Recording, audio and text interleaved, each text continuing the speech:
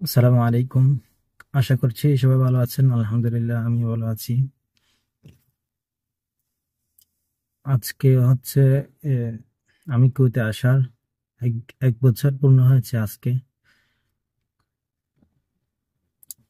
তো এই এক বছরের মধ্যে অনেক কিছু জানলাম, দেখলাম, অনেক কিছু অভিজ্ঞতা হয়েছে, জানা হয়েছে। তো বিদেশে আসার সময় আসলে কেউ নিয়ত করে না যে দীর্ঘদিন বিদেশে থাকবে। সবারই একটা মনের ধারণা থাকে, ইচ্ছে থাকে যে কয়েক বছর পরে আবার দেশে চলে যাবে, দেশে গিয়ে কিছু করবে। তো আসলে বিদেশের এমন একটা পরিবেশ, মাইন্ড কারচি বা আটকে যাওয়ার মতো আর কি অবস্থা হয়। মানে চাইলেও সহজে আবার একবারে দেশে ফেরা যায় না, কষ্টকর হয়ে যায় বিষয়টা। তো দেখতে দেখতে এক বছর পূর্ণ হয়ে গেল।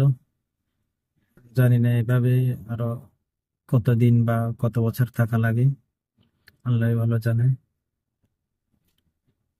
তো যদি বলি কেমন কাটতেছে বিদেশের জীবন, তো এটা আসলে এরকম, আমার থেকে অনেকে আরো কষ্টে আছে, আবার আমার থেকে অনেকে অনেক ভালো আছে। আছি মোটামুটি, মনে করেন কষ্ট আবার আরাম সবগুলো মিলাই। কখনো আরাম পাওয়া যায়, আবার কখনো কষ্ট, এভাবে চলতেছে আর কি। তো যাই হোক, এ হচ্ছে অবস্থা।